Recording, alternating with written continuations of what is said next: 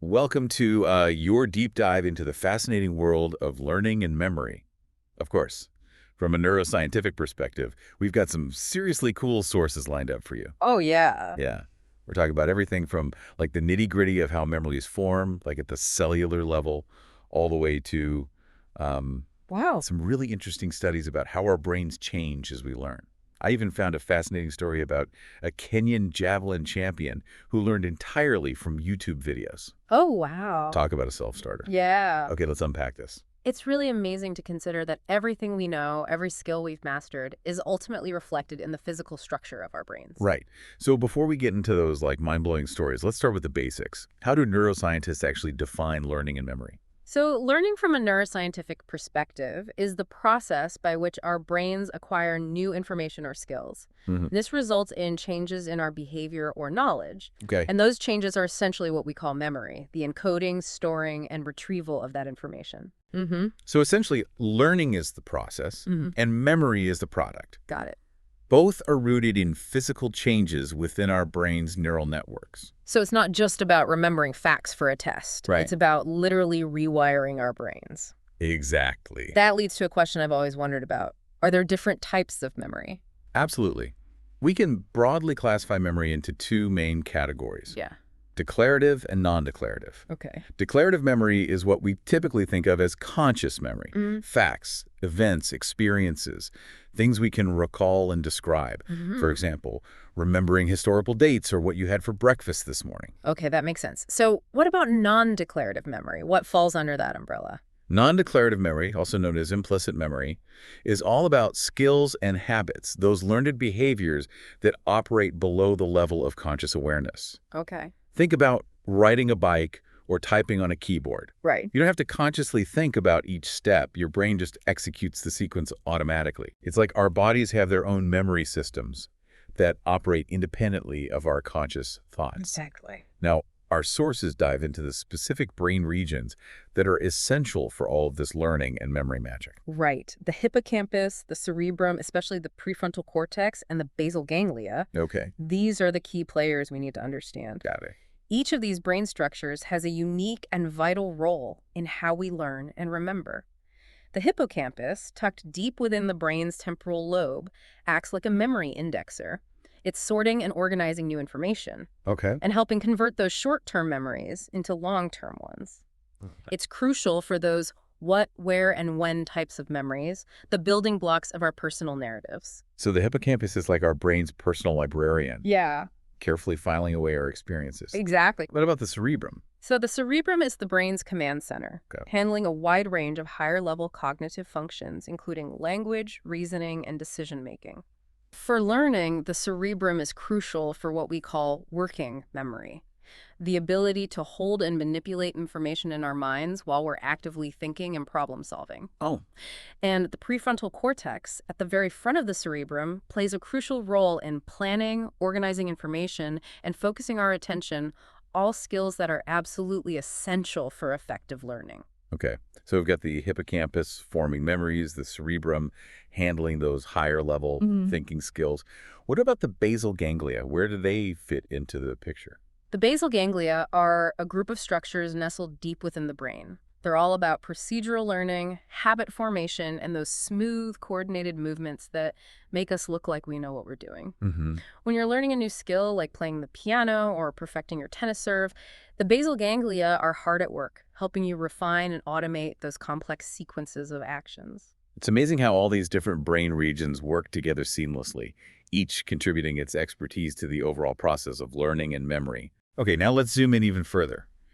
Our sources talk about the cellular mechanisms of memory formation. What's happening at that microscopic level? That's where things get truly remarkable. Imagine a vast network of interconnected neurons, constantly buzzing with electrical and chemical signals. At the heart of memory formation is the synapse, the tiny gap between neurons where information is transmitted. When we learn something new, the synapses between neurons involved in processing that information they become stronger. Okay. It's like building a sturdier bridge between those neurons, allowing information to flow across more easily. So our brains are literally building new connections and strengthening existing ones as we learn. Exactly. That's incredible. Now, our sources mention a process called long-term potentiation, or LTP. What is LTP and why is it so important? LTP is the process by which those synaptic connections become stronger. Imagine this. You're learning a new dance move. The first time you try it, the sequence of steps feels awkward and unfamiliar. But as you practice, the connections between the neurons involved in coordinating those movements become stronger, and movements become smoother and more automatic. That's LTP in action. The more you use those neural pathways, the stronger and more efficient they become. So practice doesn't just make perfect. It actually rewires our brains. Exactly. Now, our sources share a fascinating story about a man named Henry Molaison, or HM, whose case revolutionized our understanding of memory. Can you tell us about him? Sure. So HM's story is both tragic and incredibly important in the history of neuroscience. He suffered from severe epilepsy and in 1953 underwent a radical surgery to remove parts of his brain, including his hippocampus, in an attempt to control his seizures. Oh, wow. While the surgery was successful in reducing his seizures, it had a devastating and unforeseen side effect. What was that? HM lost his ability to form new long-term memories. Wait, so he couldn't remember anything new after the surgery? That's right. What was life like for him? Imagine living in a perpetual present, unable to form new memories of events or experiences. Oh, wow. That was HM's reality. He could remember things from his past, but every new experience would fade away almost instantly. It was a profound loss, but it led to groundbreaking discoveries about the role of the hippocampus in memory formation. So HM's case taught us that the hippocampus is essential for forming new long-term memories. Yes. That's incredible. But you said he could still remember things from his past. Yes. If his hippocampus was gone, where were those older memories stored? That's a great question, and it highlights the fact that memory is a complex process involving multiple brain regions. While the hippocampus is crucial for forming new long-term memories, research suggests that over time, those memories become less dependent on the hippocampus and are gradually transferred to other regions of the cerebral cortex for more permanent storage. So memories eventually move out of the hippocampus and find a new home in the cortex. It's like moving from a short-term storage unit to a more permanent residence. That's fascinating. Now, our sources also highlight the hippocampus's role in something called spatial memory. Can you tell us more about that? Spatial memory is our ability to remember locations, navigate our environment, and create those mental maps that help us find our way.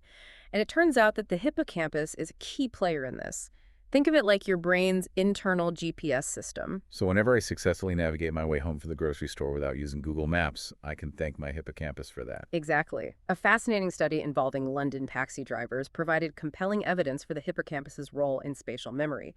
These drivers have to undergo rigorous training, memorizing thousands of streets and routes within the city.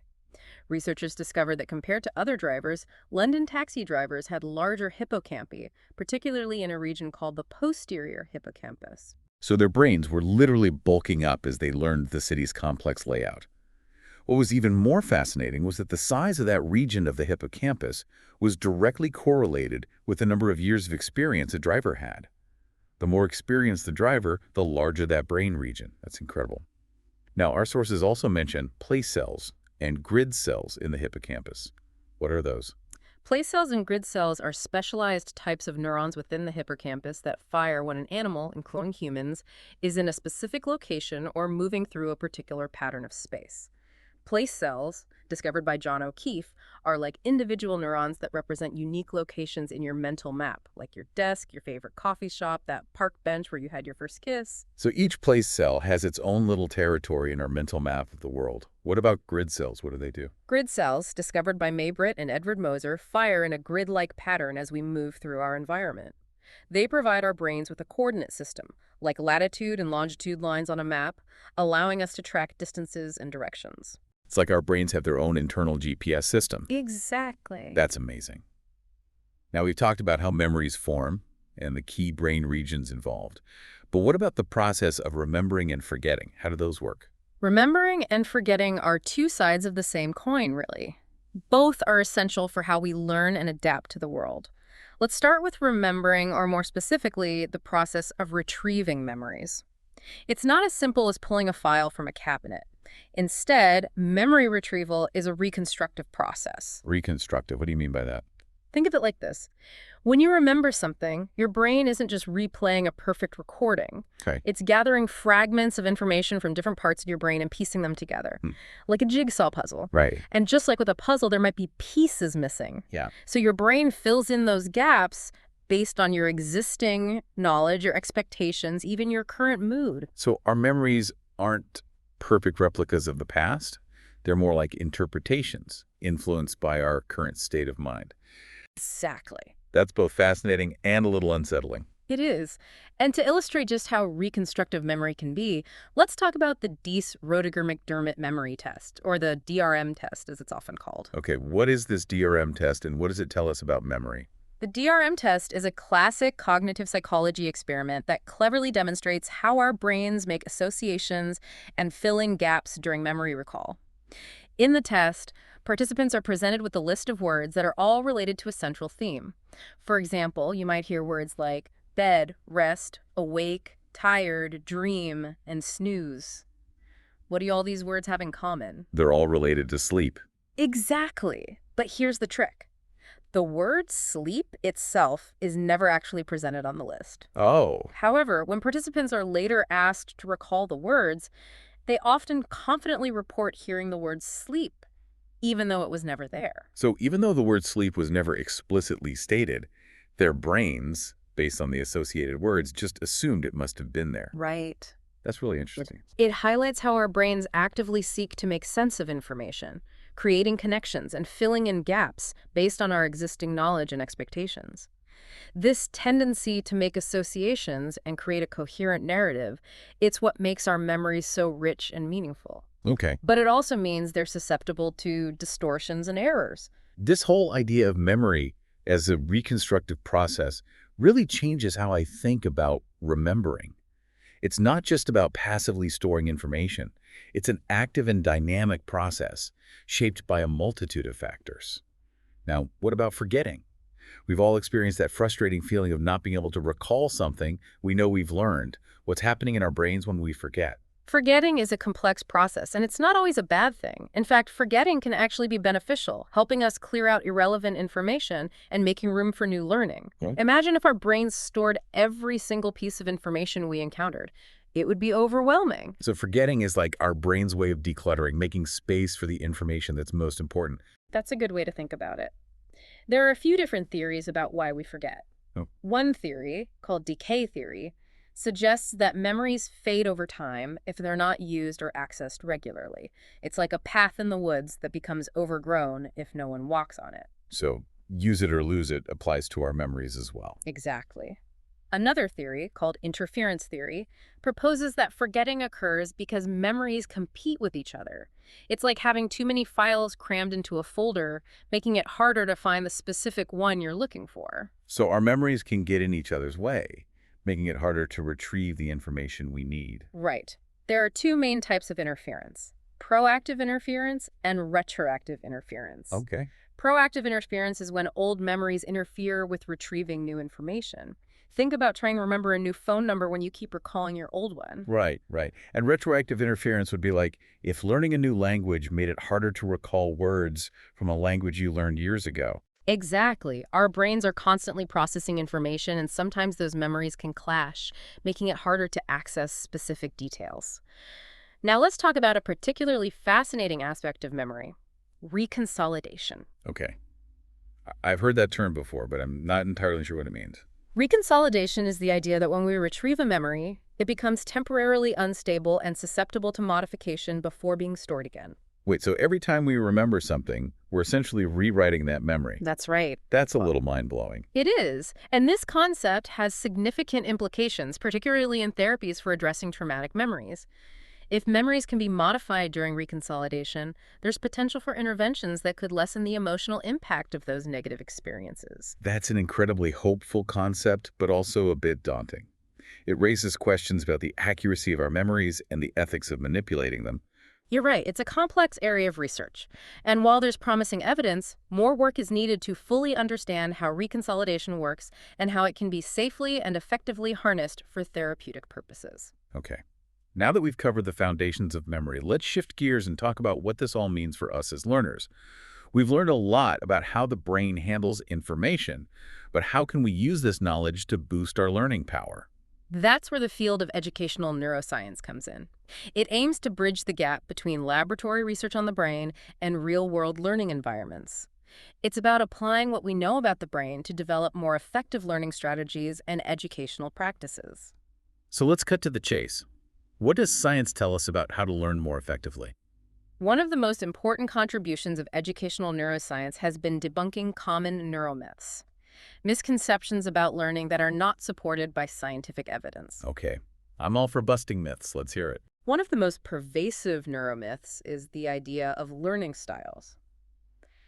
You've probably heard people say they're visual learners or auditory learners, implying that they learn best when information is presented in a specific sensory modality. Yes, I've definitely taken those quizzes that tell you what your learning style is. While it's true that people have preferences for how they like to learn, the idea that matching instruction to these preferences actually improves learning outcomes is not supported by robust scientific evidence. What's more important is the quality of the instruction and how effectively it engages with the brain's natural learning mechanisms, regardless of the sensory modality used. So just because I enjoy watching documentaries doesn't necessarily mean I'll automatically learn better if all my learning materials are presented visually.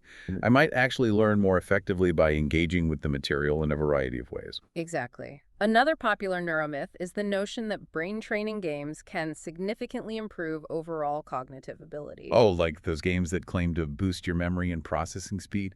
Yes, while those games can be fun and you might get better at the specific tasks trained, there's limited evidence to suggest that these games transfer to real-world cognitive abilities or academic performance. So it's more about getting good at the game itself, rather than seeing those skills translate to other areas of life. Right. That's a bit disappointing. It might seem like a letdown, but instead of focusing on quick fixes or brain training gimmicks, let's talk about what science actually tells us about how to make learning stick. And that leads us to a concept called desirable difficulties. Desirable difficulties. That sounds a bit paradoxical. How can something difficult be desirable when it comes to learning? It might seem counterintuitive, but introducing certain challenges into the learning process can actually make it more effective in the long run. Okay. These desirable difficulties force us to engage more deeply with the material, which ultimately strengthens those neural connections we talked about earlier.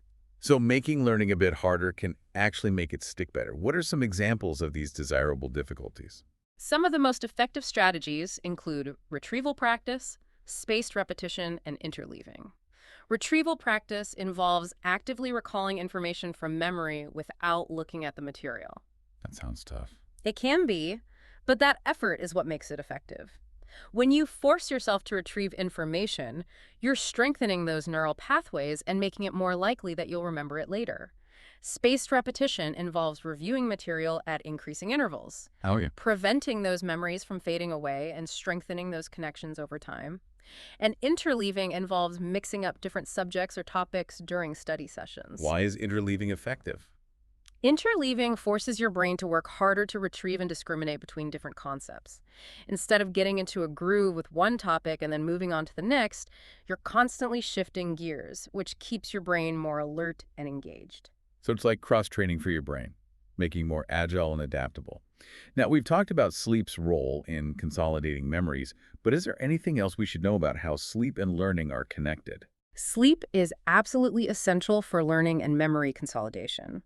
When we sleep, our brains are busy replaying and strengthening the neural connections associated with recent experiences, helping to transfer those memories from the hippocampus to the cortex for more permanent storage. Think of it as your brain's overnight filing system, organizing and solidifying those memories while you rest. Wow, so a good night's sleep isn't just about feeling rested.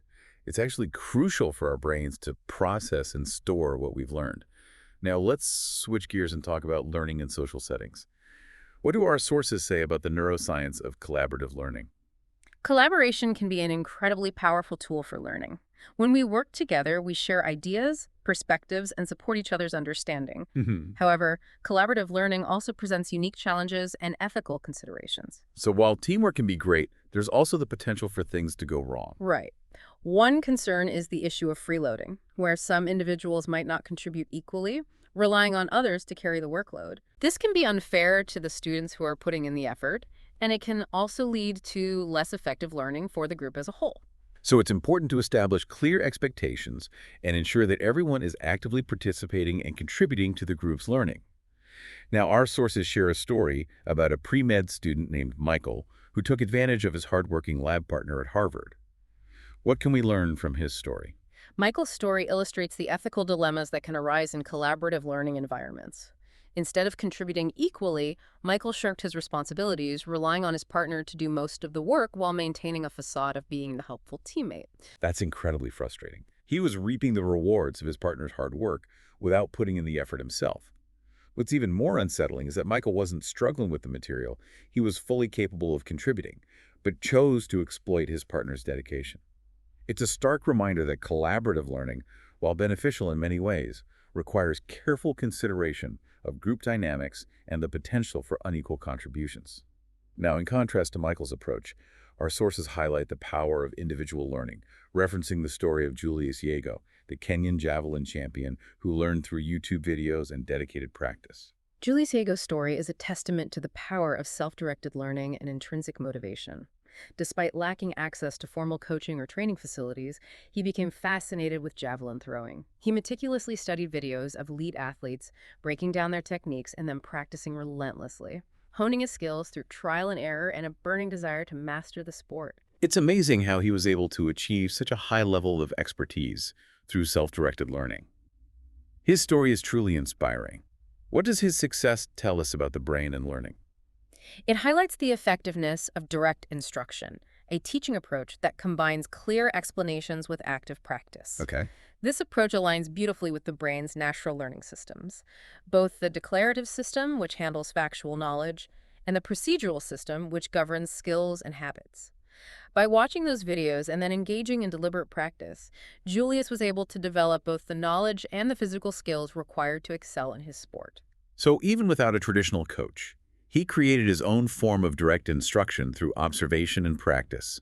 It's a reminder that we can take ownership of our learning and achieve incredible things with the right resources and motivation. Now let's revisit the concept of desirable difficulties.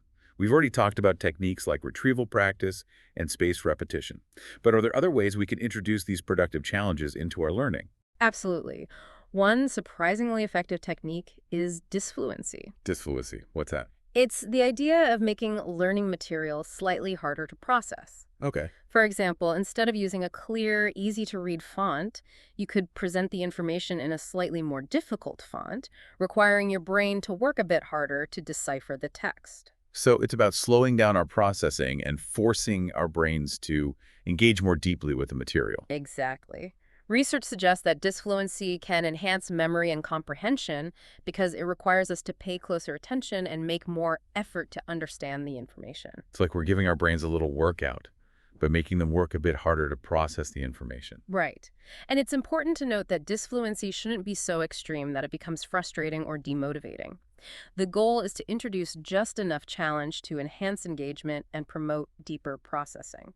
Okay, so it's about finding that sweet spot where learning is challenging, but not overwhelming. Now, our sources also delve into an intriguing question.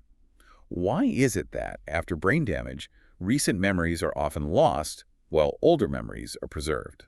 That's a fascinating observation that has puzzled neuroscientists for decades. This phenomenon, known as retrograde amnesia, suggests that memories don't solidify instantly, but rather undergo a process of consolidation over time. So it's like memories are more fragile when they're first formed and gradually become more robust and resilient. That's the prevailing theory. The idea is that when a memory is initially formed, it's primarily stored in the hippocampus, which we talked about earlier. However, over time, through a process of consolidation, the memory trace becomes distributed across various regions of the cerebral cortex, making it less reliant on the hippocampus and more resistant to disruption. So it's like a memory is initially stored in a single location and then gradually backs itself up across multiple areas of the brain. That's a good analogy. This distributed storage is thought to be one reason why older memories are more resilient to brain damage. Damage to the hippocampus might disrupt recently formed memories that are still hippocampus dependent, but those older, more consolidated memories that have been distributed to the cortex are less likely to be affected. That's an incredible testament to the brain's ability to protect valuable information, creating multiple backups to safeguard those memories. Okay, we've covered a lot of ground, from the cellular mechanisms of memory formation to the practical implications of desirable difficulties, the ethical complexities of collaborative learning, and the fascinating story of how our brains protect those valuable memories. Is there anything else about the neuroscience of learning and memory that you think our listeners should know? One thing I think is crucial for understanding learning and memory is appreciating how dynamic these processes really are. Our brains are constantly changing, rewiring themselves in response to our experiences. That's what you were talking about earlier with neuroplasticity, right? Exactly. Neuroplasticity is the brain's remarkable ability to change and adapt throughout life. It's what allows us to learn new things, form new memories, and even recover from brain injuries. So it's like our brains are constantly evolving and reshaping themselves. That's incredibly encouraging. Does this neuroplasticity last throughout our lives? I mean, I've heard that our brains become less flexible as we age. While it's true that the brain is most malleable during childhood and adolescence, research shows that the adult brain still retains a remarkable capacity for change and adaptation. It's what allows us to continue learning new skills, languages, and information well into our later years. So, yes, you can teach an old dog new tricks, so to speak. That's a relief to hear. What are some of the things that influence this neuroplasticity? Can we do anything to boost our brain's ability to change and adapt? One of the most significant factors is experience. When we engage in challenging and stimulating activities, our brains are forced to adapt and create new connections. Learning new skills, tackling complex problems, even just having stimulating conversations, these all contribute to neuroplasticity. Think of it like exercise for your brain. So just like we need to challenge our bodies physically to stay fit, we need to challenge our minds to stay sharp. What are some examples of activities that can boost neuroplasticity? Learning a musical instrument, taking up a new hobby, or even traveling to a new place and immersing yourself in a different culture can all stimulate your brain and promote those neural connections. Even something as simple as taking a different route to work each day can introduce novelty and challenge your brain to adapt. I love those ideas. It's a reminder that learning isn't just about textbooks and classrooms. It's about embracing new experiences and pushing ourselves beyond our comfort zones. Now, our sources mentioned an interesting connection between neuroplasticity and mindfulness meditation. Can you elaborate on that? Mindfulness meditation involves focusing our attention on the present moment and cultivating a non-judgmental awareness of our thoughts and feelings. It's about quieting the mental chatter and simply observing what's happening without judgment. And research suggests that regular mindfulness practice can lead to structural changes in the brain. Wait, so changing our mental habits can actually change the physical structure of our brains. That's amazing. What kind of structural changes are we talking about? Studies have shown that mindfulness meditation can lead to increased gray matter in brain regions involved in attention, emotional regulation, and self-awareness. This suggests that mindfulness can enhance our ability to focus, manage stress, and regulate our emotions. That's incredible. It's like we can rewire our brains for the better through mental training. Okay, let's shift gears and talk about a topic that's both fascinating and a bit unsettling. The malleability of memory. We've talked about how memories can be distorted or influenced by suggestion, but is it actually possible to intentionally erase or alter memories? The idea of intentionally manipulating memories has captured the imagination of scientists and science fiction writers alike. While the concept might seem like something out of a movie, there's a growing interest in exploring the possibilities, particularly for therapeutic purposes. Imagine being able to erase the painful memories associated with trauma, or to weaken the grip of debilitating phobias. That would be life-changing for so many people. But how would you even begin to erase or alter a memory? There are a few approaches being investigated. One involves targeting the process of memory reconsolidation, which we talked about earlier. By disrupting this process, researchers believe they may be able to weaken or even erase specific memories. Other approaches involve using techniques like transcranial magnetic stimulation or optogenetics, which use magnetic pulses or light, respectively, to influence brain activity in specific regions. These are cutting-edge techniques that are still in the early stages of research. It sounds like we're on the verge of some groundbreaking discoveries. But as you mentioned earlier, the ethical implications of manipulating memories are significant. Who gets to decide which memories are erased or altered? And what are the potential consequences for our sense of self and our personal histories? Those are questions we need to grapple with as this research progresses. While the potential benefits are enormous, We need to proceed with caution and engage in thoughtful dialogue about the ethical boundaries of memory manipulation, even for therapeutic purposes. Okay, let's shift our focus to the quest for cognitive enhancement. Are there ways to boost our brain power, improve our learning and memory abilities, and essentially make ourselves smarter? The idea of enhancing cognitive function is a tantalizing one, and there's no shortage of products and programs claiming to do just that. But it's essential to approach those claims with a healthy dose of skepticism. While there's no magic pill for boosting brain power, there are evidence-based approaches that can make a real difference. Okay, so let's separate fact from fiction. What does science actually tell us about enhancing cognitive function? One of the most effective and well-established ways to boost brain power is, perhaps surprisingly, not about high-tech interventions or fancy supplements. It's about embracing a healthy lifestyle. So those things we hear all the time, exercise, diet, sleep, they actually matter for our cognitive function. Absolutely. Regular physical exercise improves blood flow to the brain. It stimulates the growth of new brain cells and enhances cognitive functions like memory and attention. A balanced diet, rich in fruits, vegetables, and omega-3 fatty acids, provides the brain with the nutrients it needs to function optimally. And as we've discussed, sleep is crucial for memory consolidation, cognitive recovery, and overall brain health. It sounds like taking care of our physical health is one of the best things we can do for our mental well-being and cognitive function. What about cognitive training programs? Do those brain-boosting apps and games that claim to improve memory and processing speed actually work? The evidence for the effectiveness of cognitive training programs is mixed. Some studies show that these programs can lead to improvements on the specific tasks trained, but whether those gains transfer to real-world cognitive abilities or academic performance is still debated. So, while you might get better at playing the memory game, it's not clear whether that improvement translates to better memory in everyday life. Right. It's essential to have realistic expectations and recognize that there's no quick fix for enhancing cognitive function. Building a better brain takes time, effort, and a holistic approach. Now, let's delve into a topic that's often overlooked in discussions of learning the role of emotions. How do emotions influence what we learn and how well we remember it? Emotions are deeply intertwined with learning and memory. When we experience something that evokes strong emotions, whether positive or negative, our brains release hormones that actually enhance memory consolidation. That's why we tend to remember emotionally charged events, both good and bad, more vividly than those mundane, everyday occurrences. So, emotions are like a highlighter, making those memories stand out from the crowd. That explains why I still remember the details of that embarrassing moment from high school so vividly. Exactly. And this emotional enhancement of memory is thought to have an evolutionary basis. Remembering events that were emotionally significant, whether they signaled danger or reward, was crucial for our ancestors' survival. It makes sense that our brains evolved to prioritize remembering experiences that were important for our well-being. But as you alluded to earlier, this emotional enhancement of memory isn't always a good thing. Traumatic experiences can create incredibly persistent and intrusive memories that can haunt us for years. What's happening in the brain when we experience trauma, and why are those memories so difficult to shake? When we experience a traumatic event, our brains go into overdrive, releasing a surge of stress hormones that amplify the encoding of that experience. The amygdala, the brain region responsible for processing emotions, especially fear, becomes highly activated, attaching a powerful emotional charge to the memory.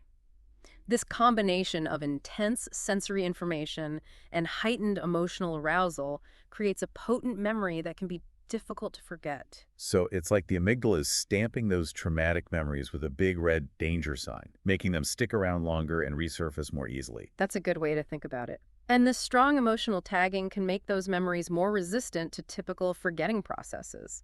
It's as if our brains are trying to protect us by ensuring we remember those experiences vividly so we can avoid similar situations in the future.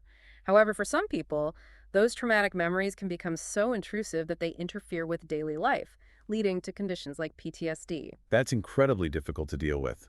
What can be done to help people who are struggling with those traumatic memories? There are effective therapies, such as trauma-focused cognitive behavioral therapy, CBT, and eye movement desensitization and reprocessing, EMDR, that can help people process and reframe their traumatic experiences. These therapies often involve techniques like gradual exposure to the traumatic memory in a safe and controlled environment, cognitive restructuring to challenge negative thoughts and beliefs, and relaxation techniques to manage anxiety and emotional arousal. So it's about helping people face those difficult memories and develop healthier ways of coping with them. Exactly. And while the process can be challenging, it can ultimately lead to healing and a sense of empowerment. This has been an incredible journey into the world of learning and memory. We've covered so much ground, from the cellular level to the complexities of emotion and experience. As we wrap up, is there anything else you'd like to share with our listener? I think the most important takeaway is to remember that our brains are amazing organs, capable of incredible feats of learning and adaptation. The more we understand about how our brains work, the more effectively we can harness their power to learn, grow, and live fulfilling lives. I couldn't agree more. This has been an inspiring exploration, and I hope our listener feels empowered to continue their own learning journey, knowing that their brain is capable of incredible growth and transformation.